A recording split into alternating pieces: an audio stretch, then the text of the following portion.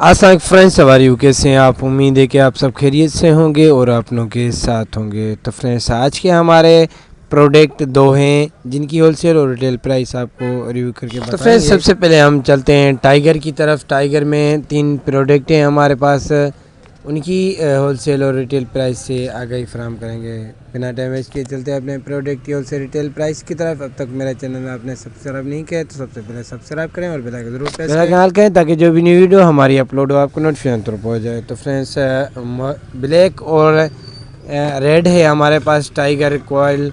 तो फ्रेंड, दोनों की प्राइस सेम ही है। आपको ये होलसेल प्राइस में 12 पीसीस वो आपको 980 रुपीज़ में मिलेंगे। फाइनल आपको 960 रुपीज़ में भी मिल सकते हैं। और इसके बाद हमारे पास टाइगर की टेबलेट है जिसकी इस वक्त प्राइस 1 पैकेट की रिटेल में 80 रुपीज़ है और होलसेल प्राइस 12 पैकेट की इस वक्त प्राइस 860 से लेकर 840 रुपीज़ है।